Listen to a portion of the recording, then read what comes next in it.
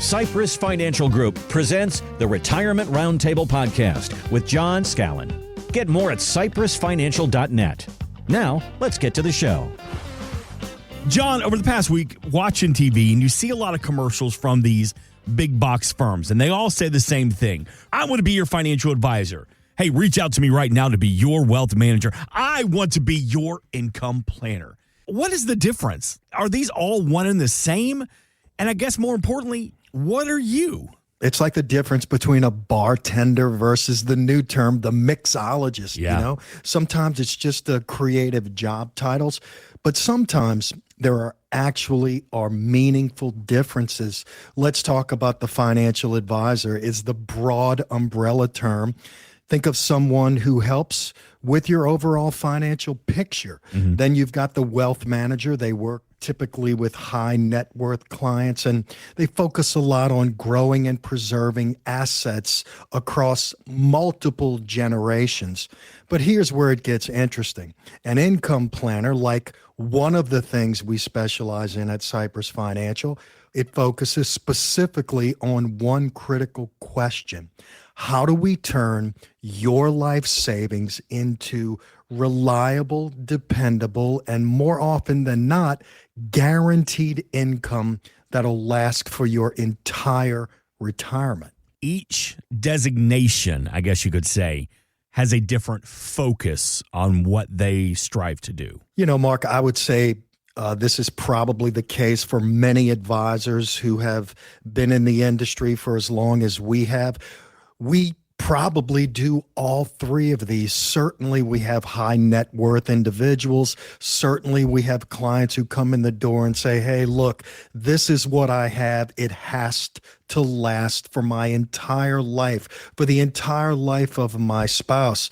And God knows we do an incredible amount of minutia, helping planning for taxes, talking about insurance strategies. We talk about long-term care. So again, even though, you know, these three terms focus a little bit differently on a skill set, I would think most of the quality firms in this area or across the country for that matter, they all do some of each one of these terms. 504-732-1001. So speaking of income, I want you to hear this clip from Morningstar's Christine Benz. Here's what she says about paying yourself in retirement and what some of the best options could be. The annuity might go hand in hand with someone employing a flexible withdrawal strategy. So if you have your sort of basic living expenses locked down with a combination of Social Security and possibly an annuity, that can give you more comfort. It can just make it easier to perhaps tighten your belt after a year like 2022 when stocks and bonds both fell simultaneously. So I actually think those two things work really nicely together, where you've got more stable lifetime income.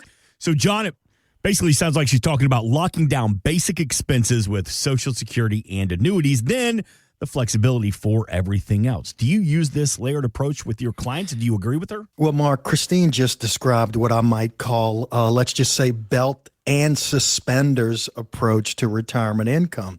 Listen, she is absolutely right about 2022, that nightmare scenario when stocks and bonds are both kind of bottoming out. You know, clients with guaranteed income retirement plans, they didn't panic because they knew their essentials were covered. You know, I think about 2022, I picked up the phone, I called one of our more risk-averse clients. I said, hey, I know you're seeing a lot of news in the market about, and he cut me off kind of mid-sentence. He says, John, my wife and I didn't even blink. We're sleeping easy at night because we know we've got the income to last a lifetime, and it is not affected by the ebbs and flow of the market. You know, I also worked with a retired educator from Jefferson Parish. They were really nervous about the market, the ups and downs. Her Social Security covered her basic living expenses. There are no bells, there are no whistles. What this did was provide the additional guaranteed income for the lifestyle and expenses she wanted in retirement. But John, as we're talking about an annuity as a great opportunity for some guaranteed income in retirement, there are some people, and you hear them say, annuities aren't even worth the paper that they're written on. Why is there such a negative feeling about them? Mark, you're correct in that the jury on what an annuity is and how it works and is it beneficial, it's all over the board. I mean, some people, really understand them, they appreciate them, but here's the reality. Today's annuities are not your grandfather's annuities. These modern contracts, they offer flexibility, liquidity options, downside protection, beneficiary protections, long-term care riders, nursing home enhancements. So when you use these products correctly as part of a diversified retirement plan, they can really be a powerful tool. Mark, we always encourage our clients, our listeners, whenever we are doing an event, whether it's educational at the library or a white tablecloth event, a client appreciation event, we say, listen, if you have annuities and you've had them for 2, 3, 4, 5, 10 years, we will absolutely give you an honest, straight up evaluation of what you have in terms of those products and exactly what they do. Again, we talk about this 10-year treasury. The 10-year treasury is the backbone for mortgage rates, money market rates, auto loans, student loans, everything across the board. The bottom line is when an insurance carrier can get a strong rate on the 10-year treasury. And for the record, the 10-year treasury is close to a 20-year high today. So what that means is if you were to get into an annuity today, or if you had the benefit of moving one annuity into a more current annuity, it could have huge implications in terms of more income, in terms of downside protection, in terms of long-term care benefits. Again, these annuities today are light years from where they were in the past. John, as we talk about the power of income, we always hear the talking heads. Every year they say you need to have this much for retirement. Recently, that target number was 1.4 million. They say you need 1.4 million for retirement. But this year, Northwestern Mutual study says it's down to $1.2 million. The reason? They say it's inflation. So, John, should people be feeling better about their retirement prospects than they did this time last year? Mark, I am so glad you're clarifying who, quote, they are. I guess in this case, it's Northwestern Mutual. I've been wondering about that my entire life, especially when my wife says, honey, you know what they say. I know they say. Mark, here's the thing about these retirement number studies. They're like saying, how much does a house cost?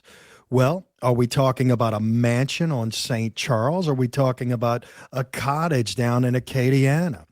These surveys are basically financial horoscopes. They're fun to read, but in my opinion, not very useful for real planning. What matters more than hitting some arbitrary national number is having enough income to maintain your desired lifestyle. I've helped clients retire comfortably on less than $500,000, and I've worked with others who needed $2 million or more.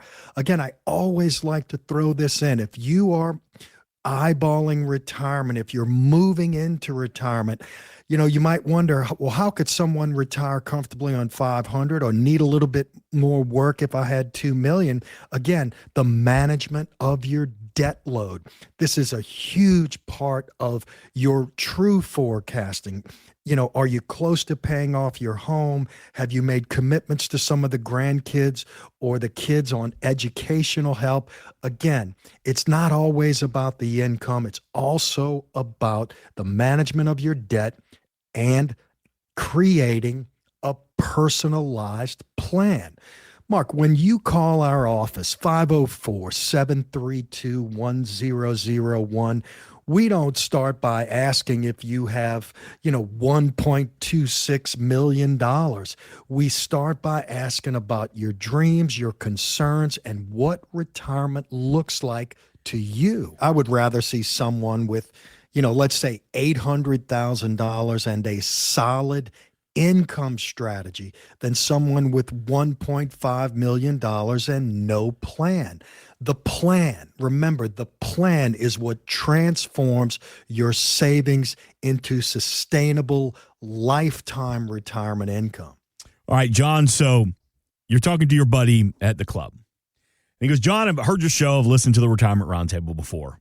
I've got a target date of $800,000. And John, well, I think I'm doing good.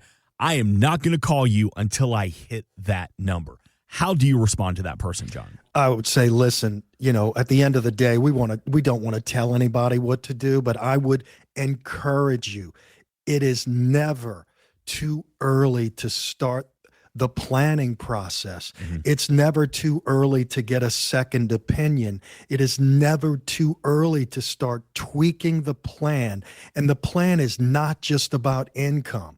The plan is, what do you want to do? What are your goals? What does your debt load look like? Does it make sense to maybe wait a little bit longer before we pull our Social Security level? What is keeping you up at night? Again, these are the things that we really focus on. And remember, these plans are custom designed to you, your family, your hopes, your dreams. And again, it is never too early to get a second opinion or even start with the foundation of a plan that's going to carry you for the decades to come. All right, John, we got to talk about that 5-letter word for a second here. Let me get comfortable here because nobody likes I'm always wondering what's going to come out of your mouth.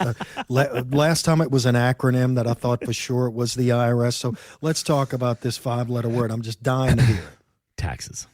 Taxes. Well, that's the IRS's first cousin. Yeah.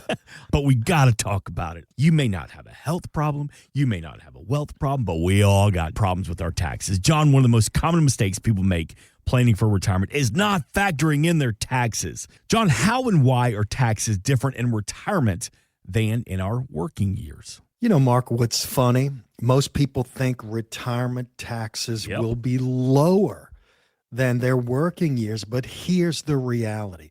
It's like assuming your electric bill will be cheaper just because you're home more, right? Mm-hmm. The IRS doesn't give senior citizen discounts. Your tax rate might change, but between Social Security taxation, Medicare premiums based on income, RMDs, that's when the government forces you to take money out of your retirement accounts. Many retirees end up in the same or even potentially a higher tax bracket. Each of these income sources is taxed differently. Social Security might be partially taxable. 401k withdrawals are fully taxable. Investment income could be taxed as a capital gain and not ordinary income. Roth distributions could be completely tax-free. It gets complex very, very quickly. Here's one more thing. Many people assume they'll be in a lower tax bracket in retirement, but that's not always the case. If you have substantial retirement savings in traditional IRAs, 401ks, your RMDs, your required minimum distributions could push you into a higher tax bracket than you expected. Somebody made a great point once. They said, Uncle Sam doesn't retire just because you do. Very well said. Yeah, he's going to be with you until the very end. John, what are some of the other mistakes that jump out that could be very costly to an overall retirement strategy? Mark, I have been saying this for decades. I will continue to pound the table. Listen, not having a written plan is huge. I see people who've saved diligently for decades, but really never created a strategy for turning those savings into income. I've seen clients come in the door, they've accumulated a lot of money, but they're almost afraid to spend their own money. Another costly mistake is leaving your job too early without understanding the financial impact. I worked with a gentleman who took an early retirement at 62, but he wasn't clear on how much that would reduce his Social Security benefits over his lifetime. Social Security conversations are critical. Many people overlook it, but it's very, very important. And here's another one.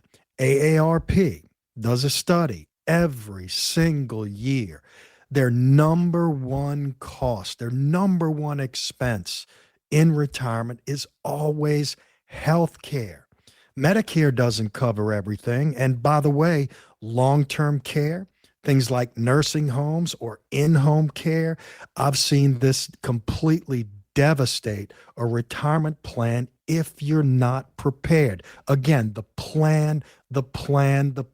It is the start of building a foundation that can last you for 30 years in retirement and help you not get run over by these unexpected expenses that usually come to us all. John, as you talk about building a plan this weekend here on the Retirement Roundtable, and again, we invite you to reach out to John at any time if you hear anything you need some clarity on. You say, you know what, John brings up a good point. I want to have a deeper conversation. 504-732-1001. Again, 504-732-1001 or online at cypressfinancial.net. How about debt? When we go into retirement, a lot of times our biggest debt is going to be our mortgage. So in your opinion, John, when you're building that plan, do you think it's okay to go into retirement with a little bit of debt, maybe a mortgage, or would you want us to be completely debt-free? In your opinion, what's the best step? Well, I don't think there's a one-size-fits-all strategy. Again, over and over, I will say this. Each plan is unique. Listen, I've had clients come in here at 62, 63 years old and still have a bit of a large mortgage. We lay out the numbers. We look at the plan. We say, hey, your full Social Security benefit is at 67. Is it possible that we can delay Social Security until 67 and let's knock out most or all of that mortgage? Because again, usually the mortgage is one of the biggest expenses that people have. Again, people who have, more assets, maybe less debt, it might be okay, depending on the numbers, depending on the concerns of each individual or each couple. Again, these plans are custom designed. If you come to our office, if you give us a call, it would be truly an honor and a privilege to build the plan for you, to give you a second opinion, or just to give you some ideas that make sense to you and that can really make the difference in your retirement.